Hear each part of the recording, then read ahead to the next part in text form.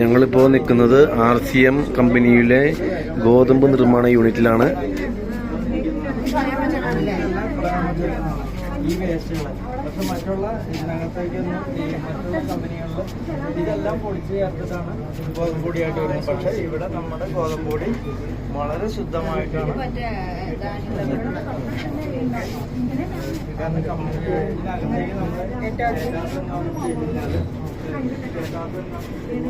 വളരെ ശുദ്ധമായിട്ടുള്ള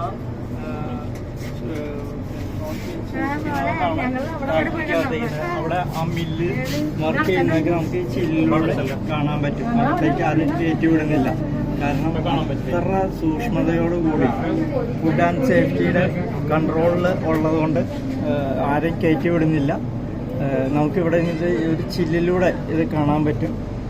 നേരത്തെ കാണിച്ചത് ആ ഗോതമ്പൊടി വളരെ ശുദ്ധീകരിച്ച് വെച്ചിരിക്കുന്ന അതാണ് ആ പുറത്ത് വെച്ചിരിക്കുന്നത്.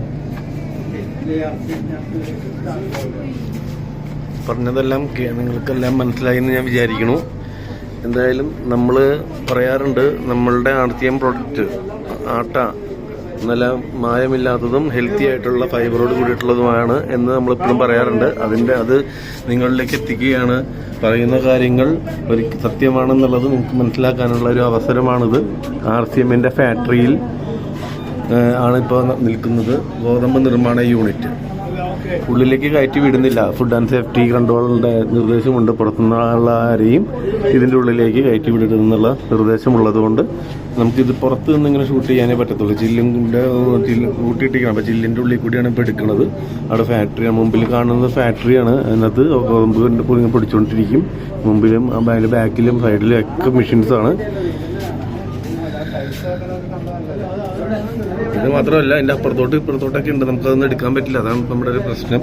എന്തായാലും ഇത്രയെങ്കിലും നമ്മൾ ഇപ്പം എൻ്റെ കസ്റ്റമേഴ്സിൻ്റെ അടുത്ത് അല്ലെങ്കിൽ എൻ്റെ സുഹൃത്തുക്കളുടെ അടുത്ത്, എൻ്റെ RCM മെമ്പേഴ്സിൻ്റെ അടുത്ത് അല്ലെങ്കിൽ RCMലേക്ക് വരാൻ ആഗ്രഹിക്കുന്നവരുടെ അടുത്തേക്ക് എത്തിക്കാൻ സാധിച്ചതിൽ വളരെ കൃതാർത്ഥനാണ് ഞാൻ. കാരണം നമ്മൾ ഉപയോഗിക്കുന്ന സാധനങ്ങൾ മായമില്ല എന്ന് ഉറപ്പുവരുത്തേണ്ടത് നമ്മൾ ഓരോരുത്തരുടെയും കടമയാണ്.